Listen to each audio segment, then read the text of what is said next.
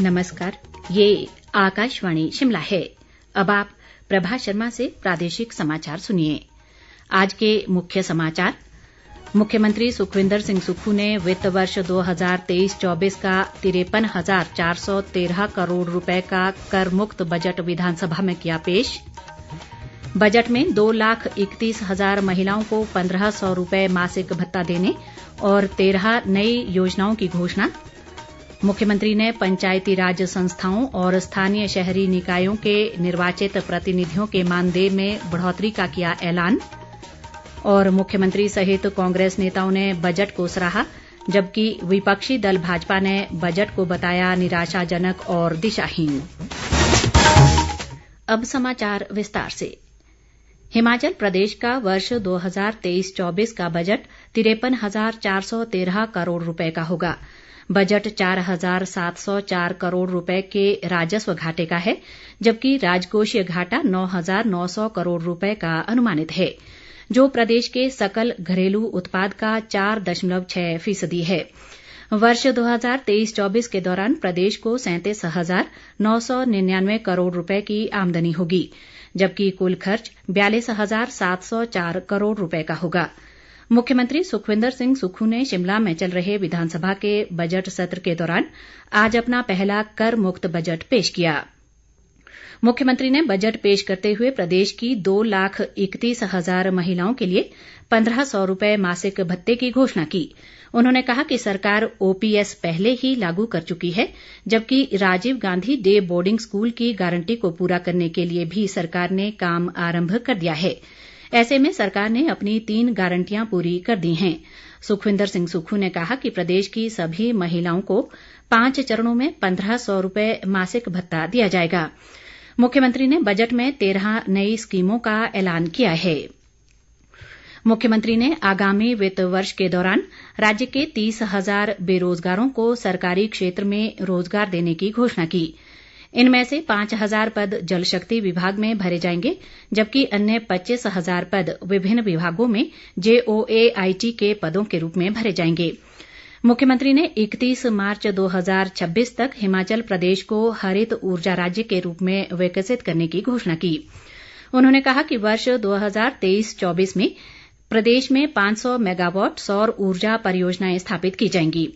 सुक्खू ने प्रदेश के युवाओं को उनकी अपनी या लीज पर ली गई भूमि पर 250 किलोवाट से 2 मेगावाट तक की सौर ऊर्जा स्थापित करने के लिए 40% अनुदान देने की घोषणा की।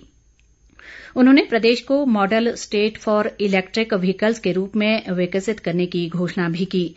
मुख्यमंत्री ने कहा कि निजी व सरकारी क्षेत्र के सहयोग से चरणबद्ध तरीके से इलेक्ट्रिक वाहनों को प्रोत्साहन दिया जाएगा। पहले चरण में 6 राष्ट्रीय व राज्य उच्च मार्गों का इलेक्ट्रिक वाहनों के माध्यम से ग्रीन कॉरिडोर के रूप में विकास किया जाएगा। मुख्यमंत्री ने निजी बस ऑपरेटरों को ई बस और निजी ट्रक ऑपरेटरों को ई ट्रक की खरीद के लिए 50% की दर से अधिकतम 50 लाख रुपए तक का उपदान देने की घोषणा की। इसी तरह प्राइवेट ऑपरेटर्स को चार्जिंग स्टेशन स्थापित करने के लिए 50% का उपदान दिया जाएगा। मुख्यमंत्री ने विधायक क्षेत्र विकास निधि की राशि को बढ़ाकर 2 करोड़ 10 लाख रुपए करने और विधायक ऐच्छिक निधि को बढ़ाकर 13 लाख रुपए करने की घोषणा की। बजट में शराब पर प्रति बोतल 10 रुपए दुग्ध सेस लगाने की घोषणा भी की गई है। इससे प्रतिवर्ष लगभग 100 करोड़ रुपए प्राप्त होंगे। मुख्यमंत्री ने राज्य पथ परिवहन निगम की 1,500 डीजल बसों को ई बसों में चरणबद्ध ढंग से बदलने के लिए 1,000 करोड़ रुपए देने की घोषणा की। उन्होंने 20,000 मेधावी छात्राओं को इलेक्ट्रिक स्कूटी पर 25-25 हजार रुपए का उपदान देने की भी घोषणा की। सुखविंदर सिंह सुक्खू ने हर जिले की 2 पंचायतों को पायलट आधार पर ग्रीन पंचायतों में विकसित करने की घोषणा की। इसके अलावा राज्य के सभी मेडिकल कॉलेजों में चरणबद्ध ढंग से रोबोटिक सर्जरी शुरू करने, प्रत्येक विधानसभा क्षेत्र में एक स्वास्थ्य संस्थान आदर्श स्वास्थ्य संस्थान के रूप में विकसित किए जाएंगे। मुख्यमंत्री ने प्रत्येक विधानसभा क्षेत्र में Rajiv Gandhi day boarding school खोलने और खेल छात्रावासों में रह रहे खिलाड़ियों की डाइट मनी बढ़ाकर 240 रुपए करने की भी घोषणा की। मुख्यमंत्री सुखविंदर सिंह सुक्खू ने अपने बजट भाषण में पंचायती राज संस्थाओं और स्थानीय शहरी निकायों के निर्वाचित प्रतिनिधियों के मानदेय में बढ़ोतरी का ऐलान किया है। उन्होंने कहा कि जिला परिषद अध्यक्ष का मानदेय 5,000 रुपये बढ़ाकर 20,000 रुपये किया गया है। जिला परिषद उपाध्यक्ष के मानदेय में 5,000 की बढ़ोतरी कर इसे 15,000 रुपये किया गया है। इसी प्रकार पंचायत समिति अध्यक्ष को 500 रुपये की बढ़ोतरी के साथ 9500 रुपये, उपाध्यक्ष को अब 7,000 और पंचायत प्रधान को 6,000 रुपये मिलेंगे। मुख्यमंत्री ने कहा कि नगर निगम महापौर के मानदेय को 5,000 की बढ़ोतरी के साथ 20,000 रुपये किया गया है। उप महापौर को 15,000 रुपये, नगर निगम पार्षद को 7,000 रुपये मिलेंगे। बजट घोषणा के मुताबिक आंगनबाड़ी कार्यकर्ताओं को अब 9,500 रुपये, आंगनबाड़ी सहायिकाओं व आशा वर्करों को 5,200 रुपये प्रतिमाह मिलेंगे। बजट में दिहाड़ीदारों की दिहाड़ी को 25 रुपये बढ़ाकर 375 रुपये करने के अलावा मनरेगा श्रमिकों की दिहाड़ी में 28 रुपये की बढ़ोतरी की गई है। आउटसोर्स पर लगे कर्मी को अब न्यूनतम 11,250 रुपये और पंचायत चौकीदार को 7,000 रुपये मिलेंगे।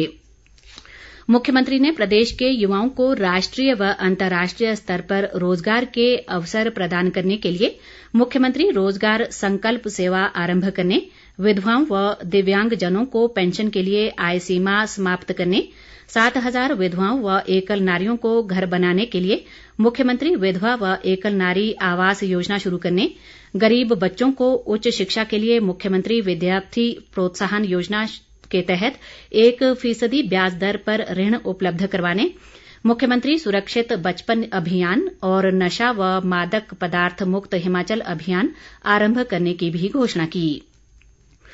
मुख्यमंत्री सुखविंदर सिंह सुक्खू ने कहा है कि उनके द्वारा विधानसभा में पेश किया गया बजट हिमाचल की अगले 5 सालों की दशा व दिशा तय करेगा। उन्होंने दावा किया कि बजट में किए गए प्रावधानों, आय के संसाधन जुटाने और नई योजनाओं के चलते हिमाचल अगले 10 सालों में देश का सबसे विकसित राज्य बन जाएगा। मुख्यमंत्री ने बजट पेश करने के बाद पत्रकार वार्ता में कहा कि आय के नए संसाधन जुटाकर हम इस बजट के माध्यम से एक नई व्यवस्था की ओर जा रहे हैं। उन्होंने कहा कि बजट एक दस्तावेज मात्र नहीं है, बल्कि हिमाचल के विकास का अगले 10 साल का रोडमैप है। मुख्यमंत्री ने कहा कि बजट में गांव और शहर का अंतर कम करने को प्राथमिकता दी गई है। उन्होंने कहा कि सरकार अगले 1 साल में सरकारी और निजी क्षेत्र में रोजगार के 90,000 अवसर सृजित करेगी। इस बीच राज्य मंत्रिमंडल सहित कांग्रेस नेताओं ने मुख्यमंत्री द्वारा प्रस्तुत आगामी वित्त वर्ष के बजट को सभी वर्गों का हितैषी करार दिया है। उप मुख्यमंत्री मुकेश अग्निहोत्री, कृषि मंत्री चंद्र कुमार और उद्योग मंत्री हर्षवर्धन चौहान ने मुख्यमंत्री द्वारा प्रस्तुत बजट को ऐतिहासिक व आम लोगों का बजट करार दिया है। शिमला से जारी एक संयुक्त वक्तव्य में उन्होंने कहा कि सुखविंदर सिंह सुक्खू ने ग्रीन बजट पेश कर हिमाचल प्रदेश को एक नई दिशा देने का प्रयास किया है। प्रदेश कांग्रेस अध्यक्ष व सांसद प्रतिभा सिंह ने बजट की सराहना करते हुए इसे चहुमुखी विकास की नई गाथा बताया है। उन्होंने कहा है कि ये बजट प्रदेश में कांग्रेस सरकार के विकास की नई इबारत लिखेगा।